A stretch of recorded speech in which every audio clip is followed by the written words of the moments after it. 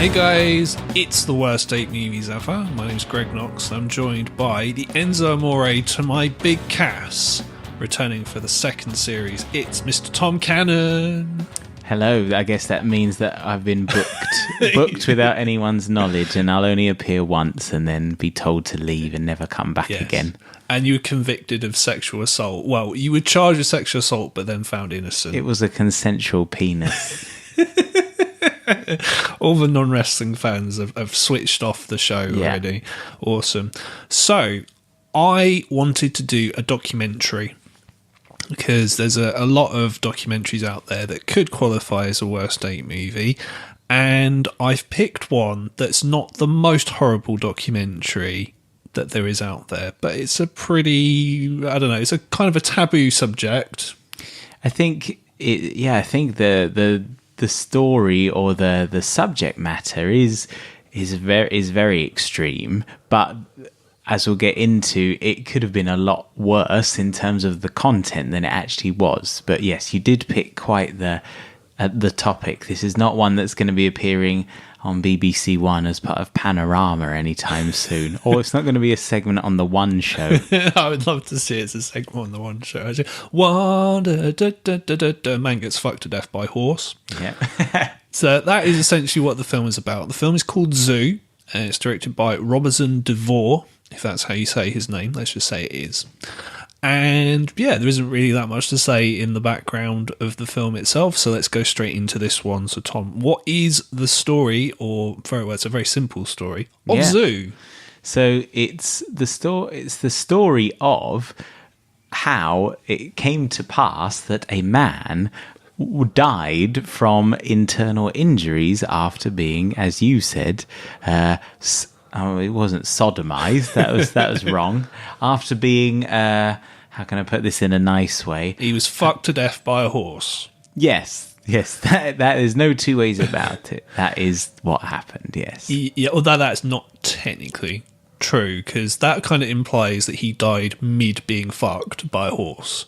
What actually happened, according to an article on Vice, which is the source of every media that there should be out there, pinnacle of journalism, that he was pronounced dead to acute periodontitis that resulted from the perforation of the sigmoid colon during anal intercourse with a horse. So he was sodomized to death. He was, but he didn't die because of it. He died of his injuries. He didn't die mid-sod. Mid-sodomy. No, he did not. Now, as we're talking about this, clearly it's a horrible thing. I've covered many different topics on this series. I've covered people vomiting on each other, covered coprophagia on the last show, and now we're kind of touching the taboo subject of bestiality. Now, bestiality is a very interesting topic. It's like the worst kind of taboo apart from necrophilia that I can think of. Or paedophilia, I reckon. Okay, fair enough. You got me there. Yeah, it's a top 3. There's a top 3 bad. You're right. In fact, in a way, though, I think it is maybe not as bad as. Well, I don't know. We're kind of. Why am I even trying to quantify which one's bad? What I was going to say though was paedophilia, as horrible as that is. There are lots of documentaries about that type of thing, or people who are partake in that and all of this type of thing. But there aren't really any documentaries that I know of about bestiality. Yes, although bestiality is something that is very prominent in the documentary, the documentary itself is more about zoophilia. So these are people who they love animals a lot. But okay. Surely we are just sort of splitting hairs here. Isn't that just a nice way of calling someone a bestiale? Person. A bestival. Yeah. A bestival. Yeah, someone who frequents... their official term. Yeah, a bestius. Yeah. A bestie. What? Yeah. Oh, gosh, yes. They are. Incredible. Yeah, surely that is the same... Like, it is the same thing, right? You're correct. I am splitting hairs somewhat, yeah. So, there are different types of documentaries out there. There is your Michael Moore / Louis Theroux style documentary, where the person making the documentary is basically the star of the documentary, and it's from their perspective. Then you have your Talking Head style documentary, which is obviously very prominent. I think that's kind of the most common type of documentary that you see. Yeah. And then you've got something like this. Now, this is very, very different. This is, to me, akin to the style of something like Thin Blue Line, which, for anyone who hasn't seen it, is a great documentary. It's probably one of the best documentaries ever, where you have voiceover of the people involved and you have reenactments of sorts. Now, bearing in mind what we've told you the film is about, you don't see that in the reenactments itself, but it's quite weird. It's sort of quite a dreamlike kind of style that the director has tried to use here. Very, very dreamlike. The use of the imagery is a lot of it quite abstract, coupled with the music, which is very sort of ethereal and, as you say, dreamlike. And then with these talking heads, which often with the talking head, at least sometimes during a documentary, they will cut to the actual person talking, cut in and out. But you never once see any of the people. You only hear the voices. And sometimes I found it personally a little bit confusing who was talking, because so many of them kind of had code names and funny sort of, one was called Coyote, one was called Mr. Hands. And so that adds to the sort of dreamlike state of the whole thing, because sometimes you're just hearing these voices, you're not really sure who's talking, and they're talking about, and even the way they talk is quite dreamlike, because they talk in code, don't they? None of them ever actually outright talk about what they do with the animals. They talk about going out to the barn to visit the animals, or going out and seeing if the animals are going to approach them and things like that. But they never once actually explain themselves as to what really happens. Yeah, so the style of a documentary is, I would say, very Terrence Malick-esque. So, i.e. Tree of Life style, so that you've got these quite nice images and the use of classical music, or what is I think supposed to be classical music anyway, on the score. And it does evoke like a very dreamlike quality. And you're right. One of the things I would say about the documentary, I mean, it's on YouTube for anyone who hasn't seen it. It's just up there. And it's not like there's anything in there that's shocking. Although, obviously, the subject matter we're talking about is shocking, but the documentary itself is not shocking in that sense, unless you're offended by what people are actually talking about. But a lot of people in the comments would say it's very boring, which I can kind of see, if I'm being honest. It is quite hard to follow as well, because they do identify the different people as such. Like you said, there's Coyote, there's the Happy Horseman. Oh God, yeah, that's a great name. This is the best name ever. A guy just called H, who's apparently a ranch hand, and Jenny Edwards, who is a horse rescuer. Now, Jenny Edwards is the only woman in the documentary, so when she's talking, it's quite obvious who she is. But other than that, they don't really identify which of the guys is talking at any one time, and they're all Southern, so they all kind of talk like that, so it could be kind of any one of them, and really. That adds again to the dreamlike state, because when they talk really slowly like this, it's very sing-song. And so that then leads into with the music and the imagery. There was a point I actually did nod off for and partially because it is at some point a little bit boring, but also it is, in a strange way, it's quite relaxing, because it's just people talking with the occasional neighing of a horse. It's like one of those YouTube put you to sleep videos. Like what they call it, AMR or ASMR. Yeah, it's like ASMR is more like this though. That's true, but it's like one of these a night at the stables type things. Yeah. Oh God.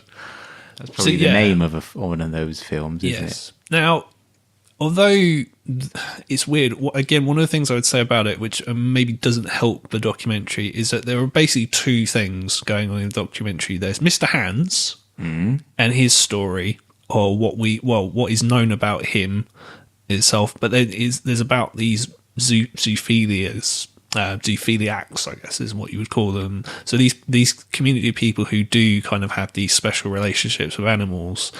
And I guess if it's a documentary about a man who died after having sex with a horse, you would expect something a bit more gratuitous. Yeah. Shall we say, than kind of what we get, which is not gratuitous really at all. There's only one scene where there is a infamous video out there on the internet. Is called Two Men, One Horse, or just Mr. Hands. And it's a 30-second clip, apparently, of Mr. Hands and the horse engaged in fun time, shall we say. But that's not the video. That's not a video of the actual horse that killed him, though, is it? Allegedly it is. Oh, okay. You'd have thought they would have at least... They kind of showed it because if you're in the film itself, there's a scene of these people sat around a table watching it. Yes, and you can't see it. It kind of cuts in and out, so you don't see anything graphic, but it is kind of clear what's going on. If that makes sense. Yeah, and you can hear sounds, can't you? Yes. Yeah. So there's that. But so if you're going into this expecting titillation, if you're into men having sex with horses, I guess, it's not really like that at all. It's very, very different. It's almost so far removed. They've almost on purpose, I suppose, decided, well, this is a very extreme subject matter. We could have easily fallen into the trap of, as you say, being very gratuitous and things like that. So they've almost gone so far the other way. Instead of getting shots of that type of thing, you just get lots and lots of shots of, like men in checked shirts sitting round a dining table. There's a lot of shots of that. Dinner or nature shots. Yeah. Which is nice, but it's not that exciting. No. Now, Mr. Hands is something we heard about a long time ago. I think we heard about this while this was going on. So this is in the mid-2000s. I believe it was 2005. Sort of an internet urban legend, isn't it, really? Yeah, it's one of those things that kind of happened in the very early days of the internet, sort of pre-YouTube or whatever. And yeah, I do remember our friend talking about it. It's the kind of thing that he would know about. Yeah. If you know our friend. Yeah, I do. Yeah. You're right. And I don't know if I can't remember the specifics. I don't know if he'd said he'd ever seen the video or anything like that. Or if it was more just like, oh, there is this video that's going round and this is what happened to the man. But yeah, it is. I'm sure a lot of people of a certain age would remember or have vague memories of that as a thing that happened. Yeah, it's kind of one of these things that predates like Two Girls, One Cup or One Man, One Jar. The Pain Olympics and stuff like that. All things that I have not seen, incidentally, but you hear about through the internet. This is kind of, like I say, back in the Wild West of the internet where you couldn't literally just find anything if you knew where to look. It was stuff that you heard about or someone you knew someone who'd seen it or something like that, which kind of gives it like this mythical quality to it. And yeah, you didn't even know the guy's real name. You just knew it was this guy called Mr. Hands, whatever that meant. Yeah. Still not quite sure what that means now, actually. No, I really don't. It's a very, very strange name. But yeah, Kenneth Pinion, as I said, is the guy's actual name. Now, being a documentary, there's obviously certain things that you find out in the documentary. So Kenneth Pinion, he had a family. He had a wife who I believe the documentary said he was estranged from or maybe he had separated from, and he had children. Yes. And also he was an engineer at Boeing as well. So he wasn't a guy who, he was a smart guy, clearly. Just had, very, very strange sexual taste. He did certainly have that. And the bit that sticks with me, I remember there's a part where after he's passed away, they're talking to his brother. Well, I don't know, his brother wasn't in the documentary actually, but it was sort of a hearsay of his brother had to go to the guy's flat, Mr. Hand's flat, and clean it, basically. Remove all of the things that he wouldn't have wanted other people to find. God only knows what that must be like to have to do that. So so apparently there was a lot of video material of him and other men having sex with various animals, including horses and cows. Wow. Obviously not a lot to do in rural America that all these people would decide to, have sex with animals, as you do. Clearly Boeing doesn't keep you busy enough. No, clearly not. No, you'd think you'd have better things to do, like making planes and things like that. What the film also kind of talked about, and again, we kind of mentioned the internet already, is all these people, these zoophiles, they all met really basically on the internet. So this is kind of like a very early example of the internet kind of, trying to find people with common interests on the internet, I guess. I mean, whatever that interest may be. Yeah, so that's how Mr. Hands met all these people in, Washington and sort of, yeah. It really shows you actually that, even in the very early days, maybe it was like that even more back then. And I guess what we're talking like early 2000s or whatever, that maybe it was even more at that point. The internet was a place where the most niche, bizarre interests and likes could meet up together. I mean, I'm sure it's still like that now, but it feels many parts of the internet way more commercial now. Whereas I agree. Back then, I suppose it was way more Wild West. You'd like people talking about they got sent money in that documentary and they moved out to be close to the fellow zooies. Zooies. Yeah. So it's kind of, I guess, a big community. It's a very niche community. It's niche within many niches. I suppose nowadays you got furries. Yeah. They seem more popular than... It's a more acceptable version of these zoophiles, I guess. Yeah, these are people who just like to dress up as animals. Yeah. Not literal animals.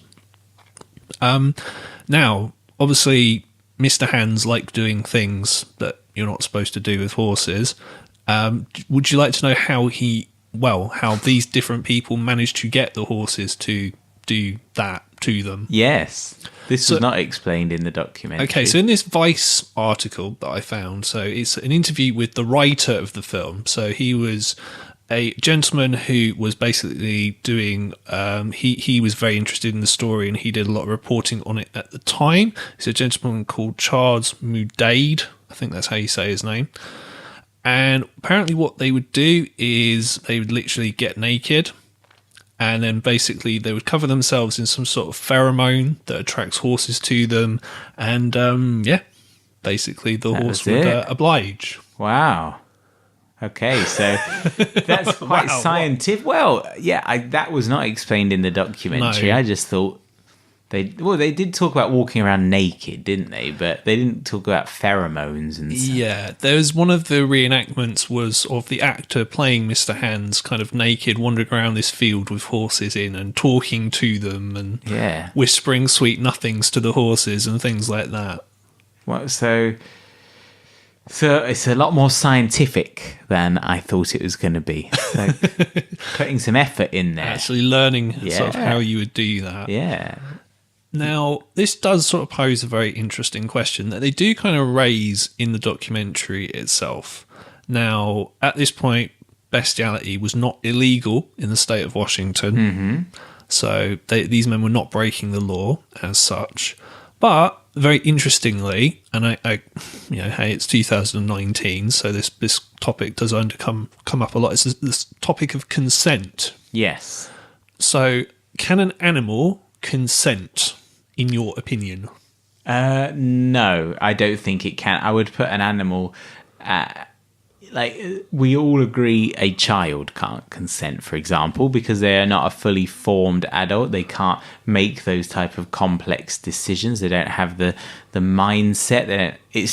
They just can't consent. They're just not able to. And in similar ways, in my opinion, a horse or any animal is even obviously less intelligent than a human and a child, and therefore... definitely an animal can't consent at all because they have no concept of what is going on, in my opinion. Well, I guess in the example of this film, and based on what I've just said, I suppose the horse would think it is engaging in intercourse with another horse. Yeah, exactly. Clearly. So it's being tricked into it. It's been worked. Yeah, exactly. It's working the horses. It's a working horse. Working stiff. But, God. no, it's complete. You're tricking the animal. Even if the animal just did it without the pheromones and all that type of thing, I still think that that's just wrong, because it's the animal just doesn't think. I'm sure the animal thinks that you're just a horse, basically. End of. Bit of a small horse. Yeah. Maybe like a Shetland pony type thing. Exactly, with no hair. Which there is a very weird scene that actually happens in the documentary involving a Shetland pony. It's not literally what you see, it's the voiceover narration of this woman who is this horse rescuer, so to speak of. So yeah, Jenny Edwards, talking about how after Mr. Hands died and this national news story happened, obviously you've got to rescue the horse that's been involved in this. And obviously taking the horse away from basically the guy whose ranch they were staying at is the guy who organised it, basically, for them to come over and have parties and do things with animals and stuff like that. So she was taking this horse away, and apparently this guy turned up to buy the horse and apparently had a deed of sale. This is very important. Got to get your paperwork in order and all that stuff with a Shetland pony, and apparently the Shetland pony did something to the horse, if you remember from a documentary. No, I missed that bit. Okay, you must have been asleep. I must have been asleep. I do not remember that. They would. All right, I'm very sorry, everybody. Blame Tom for this one. All right, so basically, apparently, this Shetland pony started giving the horse a blowjob. What? Okay. I definitely would remember that bit. Oh, well, I assume the woman asked them to politely leave at that point. Yeah, I mean, how a horse, or any kind of horse, would know what a blowjob is, I don't know. I'm quite curious in the mechanics of that, but okay, apparently that's what happened. Again, not that you see any of this in the film, but oh well. So, no, I kind of agree with you. I think an animal doesn't really understand the concept of interspecies sex. Yeah, I guess. So to them, it may as well be another animal of their species. I guess. So yeah, no. So I agree with you in terms of consent. Why we're talking about consent and stuff like that is we're educating here. You're just laying your flag down to say this podcast is against bestiality. Yeah, it's a moral conundrum. It is, I guess. So we're debating the ethics of having sex with animals on this show. This is what this show has come to. Yeah, both educational and ethical. It's like a debate. Now, obviously, after this, they did outlaw bestiality, and it's not like you're not going to go to prison for years and years and years, but you can go to prison for it now. So it's like how you're downplaying. You're not going to go to prison for years, and I mean, you'll just go for a little while. But still, please stop having sex with that hamster. you're gonna, yeah. Well, yeah. Was the law changed as a result of this? Yes. Okay. So what happened, and this is on the record, and they mentioned it's in a documentary. So as I mentioned, it was legal before. And the Republicans, well, I think the senator in Washington at the time was a Republican, and they thought, okay, this is not good. And they passed a bill which then basically outlawed bestiality, so can't do it now. And so all the people who were living in Washington to have sex with animals, they went to a state where it was still legal, which is Tennessee. Apparently, that's where they went. How unsurprising, I suppose. As they do. I suppose what we should kind of ask at this point is, why would you have sex with a horse? Or why would you let a horse have sex with you? Because there is actually quite a key difference. Yes. Because apparently, in this article, the question is, did they ever fuck the horses? No, that wasn't their school. That's not what they liked. No, they're not into having sex with the horses themselves. They're into the horses having sex with them. Right. So is that okay? I didn't know that even within such a sort of niche thing like this, there was even subsections of that as well. Givers, takers, that type of thing. Just watchers. Exactly. 2 at a time, 3 at a time. 3 at a time with toys and all that kind of stuff. That. Well, I think they're both as bad as each other. I don't think it matters what the mechanics are of these things. Again, we're going back to the issue of splitting hairs, I reckon. Once you just get into any of that type of thing, it's just illegal. I don't think there should be a distinction between what you've done, what's happened to you. It's just illegal. Yeah, although based on a documentary, based on what I've read, Mr. Hands in particular is quite an interesting case. Apparently, and again, this is all according to the internet, this may be true. I assume it is true, because I don't know why you would say this otherwise. Apparently, he had a motorcycle accident which affected the sensations that he feels, so he was kind of numb to a lot of stuff. So he then would have to go to ridiculous extremes to kind of get any kind of sensation whatsoever, which is hence why he would do things like have sex with horses. Okay, now that's interesting. Like that. You think they'd have mentioned that in the documentary? Well, because you hear similar things. I've heard things in the past about people who display characteristics of being psychopaths or serial killers. Sometimes they'll trace back that they've had some sort of brain injury or accident in the past which affects their frontal lobe or whatever it is, the frontal cortex, and then that changes their personality, and that's kind of one of the reasons maybe why they become serial killers in the first place. That's a very interesting twist on that documentary, which I would have liked them to explore a bit further. Maybe at the time the documentary came out that wasn't known, or maybe, as you said, it's just one of these made up things, just a bit of internet lore that isn't actually true.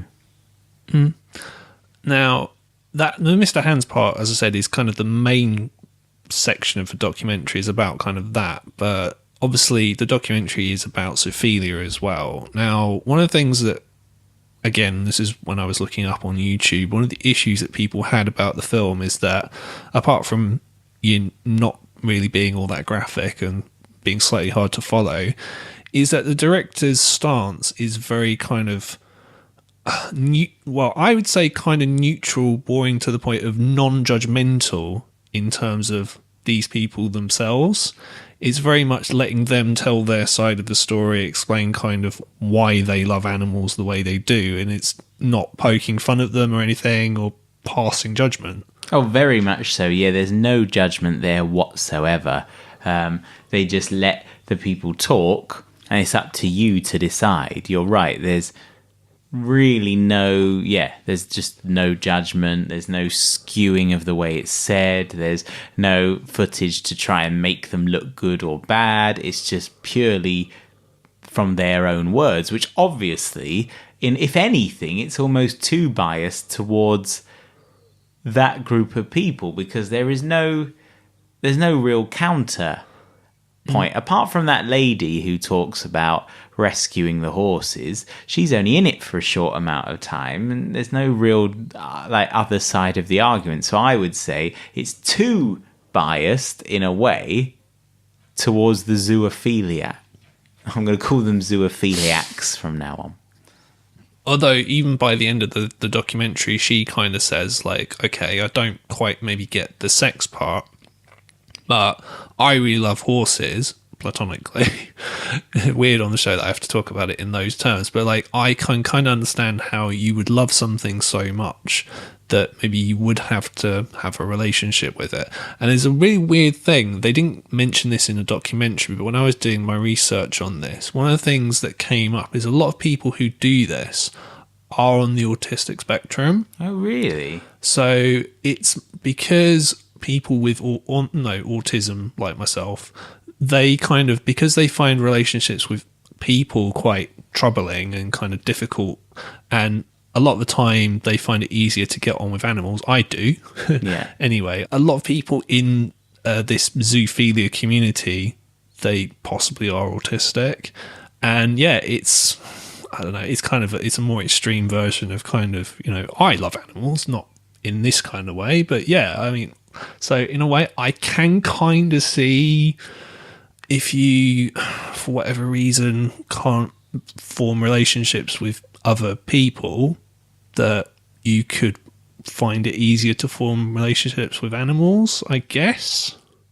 I'm not convinced. Like, Okay. what you say makes sense in terms of people finding it easier to form relationships with animals, absolutely. But taking that to the that's taking it to the extreme. Yeah. But again, you've raised, that's a really interesting aspect, which is not covered at all, and I feel was a complete missed opportunity for the documentary to go in some really interesting directions. Yeah. Yeah, I agree with that. As I say, I found that aspect of it interesting, but as you said, not kind of mentioned in the documentary. So we haven't really talked about the documentary as such, because the documentary itself is very weird. It's kind of very kind of hard to follow in a lot of ways. So as I said earlier, you've got people talking, and it's hard to tell most of the time who is talking. And then the narrative kind of goes in weird directions. So at one point, it goes kind of back in time to Mr. Hands, kind of when he was with his family and stuff like that. But this is after he's died and things like that. So yeah, it can be incredibly, incredibly hard to follow. Yeah, I mean, they don't even have really a central narrative person in it. It sort of jumps. While it is predominantly, I suppose, about Mr. Hands to an extent, you really don't find out anything about him, which is strange because it's told, I suppose the reason is it's told from the point of view of the other men who are in that group, and they didn't really know anything about him. So from their point of view, they're telling you all the information that they knew, which is, quite frankly, not very much at all. But by the time this film was made, everyone knew who Mr. Hands actually was. Yeah. So again, could have been a very interesting conversation with, I don't know, work colleagues of his, family members even, friends, all of that. That would have been fascinating. They don't even give the guy's name. No, they purposely bleep it out, in fact. When they play you a bit of a news... a TV news item about the incident, they actually bleep out his name. So they go out of their way to keep you guessing, or at least to keep you from not knowing very much. Now, what year was this film made? It was 2007. So it's not even like this was made kind of pre-internet, where, you couldn't really find out stuff unless they told you. Anyone who was watching this documentary, as soon as the documentary's over, if you were curious, you could just Google it. I think Google was around then. Yeah, it would have been, yeah. You could just ask Jeeves it. So, Ask Jeeves. Yeah, so like I don't know why they felt the need to just tell you nothing. There's so many more interesting things I would have liked to know. Yeah, some of the stuff in there is very odd. So there's a random scene which I think is about a minute long, or at least it felt like a minute long, of a man just driving in his car listening to the radio. Very, very odd. There was a section of the film that I found very, very bizarre. So obviously the film is, obviously horses are very predominant in the documentary. There's a whole section with Jenny Edwards where she's talking about this horse that had to have its eyes taken out. Yeah, I wasn't sure what that was all about. Had no bearing on the rest of the documentary. Apparently it was, foraging for food, and it kept getting poked in the eye by these thorns and these sharp twigs and stuff like that, and they had to remove its eyes. And this had no bearing on the rest of the documentary, so I was like, okay, that's very, very bizarre. Like, I expected it to come back later, and it never did. So, yeah, and like I said, it does kind of jump back and forth. So... I mean, as a film, would you recommend it? Okay, well, firstly, it isn't as extreme as you might think. No. Certainly, they treat the subject matter with about as much care as you probably could treat something like this. As we said before, it's not judgmental, it's definitely not gratuitous, it's not salacious, any of those types of things. So from that point of view, like, if people were worried or put off, like, oh, I don't think I'd enjoy that type of thing, it's not really like that. From a documentary perspective, I kind of like the style. It was, as we've said many times, it's dreamlike. But I felt that ultimately it left me rather unsatisfied. It left me with more questions than answers. And really, I almost felt like they let the guys involved who were telling their story get away with a hell of a lot, because they just told it how they wanted to, and no one really questioned it at all. No, in a way, you almost kind of would maybe prefer like a Louis Theroux style documentary of this. Massively, yeah. Because I think he would at least pose the other side of the argument. In there, and he could probably talk to these people if they wanted to be on camera, which obviously they didn't. That's why they've kind of maybe done it in the way that the director's done it. Is very kind of heavily stylized, as I said.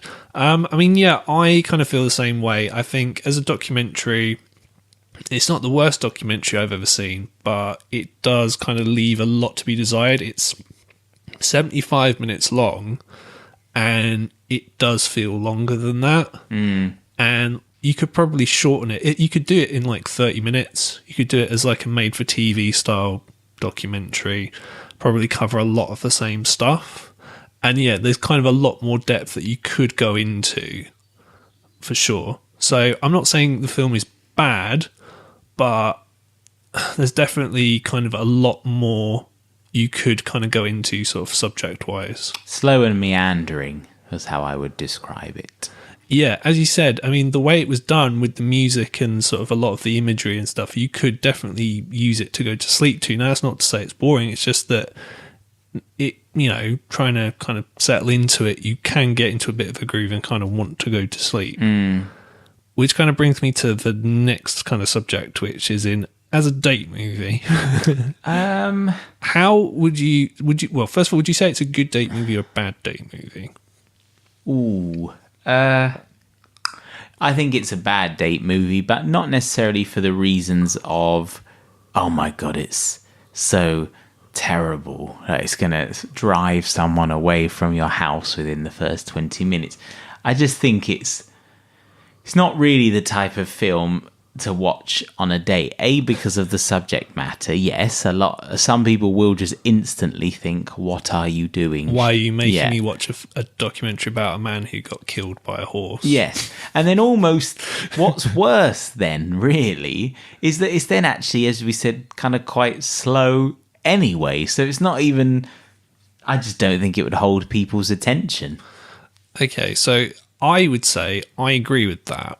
However, and I pose this question instead. Would this work as a Netflix and chill? Because to me, purpose of a Netflix and chill is you want to put on a film that's not too good, and it's not good enough to kind of that the person will just want to keep watching the film for the whole 90 minutes, 2 hours, or whatever, and it's not ridiculous straight away to the point that they'll just get kind of annoyed and run away and never talk to you again, because it's not immediately obvious straight away what it is about, and because of its style, you could get away watching it for 10 minutes and they could get bored. Yeah, okay, potentially, but you wouldn't want to leave it running, though. But other than that, it's not a good date movie at all. No, it's not going to get anyone in the mood. Let's put it that way. So it's a risky watch. It is. It's a very, very risky watch. It's a risky watch. You would have to put it on and not say what it was. Yeah. You would just have to have it on in the background. It's about a zoo. Yeah, it's about animals. You love animals. Yeah. If you this is a very, very bad date movie if you're with someone who likes horses. Or a vet. Or a vet. Yeah, so anyone who owns a horse or enjoys horse riding, probably not one for them to watch. They will get very upset. And equally, if someone watches it and they're into it too much, that's a bit of a warning sign too. Yeah, exactly. You wouldn't want to compete with a horse, would you? So, on a bad date movie scale, 1 to 5, 1 obviously being easy and 5 being horrendous. Give it a 3. A 3, okay. I would say See, the subject matter alone, it should be really high up. But because as I said, it's not gratuitous. It doesn't even really go into any great detail about what happened. I mean, it's clear what happened to Mr. Hands and what these people are into, but it's not like it sort of tells you in any of the great depths that we have on the show today. It's probably worse to listen to this show than watch the film, in fairness. So I would give it a 2 out of 5. Yeah. Which is funny to say, isn't it, for the subject matter, but it really is pretty tame. It is pretty tame, yes, I agree. So, if you would like to buy it on DVD, if you're interested in the idea of a documentary about, horse love and things like that, you can only buy it on Region 1 on DVD from a company called Think Film, who are the production company who actually put the film out. But, as you mentioned, if you are curious in any way, it's on YouTube. So, if you just look up Zoo on YouTube... Not really a buyer, I would say. Definitely more of a watch it on YouTube type thing. If it was on Netflix or Amazon Prime or something like that. I don't think it's going to be on Netflix. It'd be very, very interesting if it was, let's put it that way. For those people who like Black Beauty. Yeah. I'd love to see the algorithm on that one. You watched Warhorse. You may enjoy this. Yeah. And I have certainly enjoyed the show today. So I want to thank Tom Cannon very much for appearing on the show today. Well, thank you for having me. I think this is probably the most relaxed film that I've seen so far for the podcast. So thanks. Actually, as I said, nearly nodded off. So it was rather nice. There you go. You most certainly couldn't do that during ABCs of Death. No. There's far too many short films to watch. So that's been Zoo. As I said, there are quite a few kind of controversial documentaries out there that I want to cover, and I'll do that on another one on the podcast very, very soon. I hope you enjoyed the show. On the next show, I'm going to be going solo. Not sure what film I want to cover yet, so keep your eyes peeled on Twitter, and you'll see what film I decide to cover. So until then, that's it. Thanks for listening, everybody. Bye. Thank you for listening. You can follow me on Twitter and suggest movies for me to review at Worst Date Movies. And don't forget to click subscribe wherever you're listening to this right now to never miss any future episodes of Worst Date Movies ever.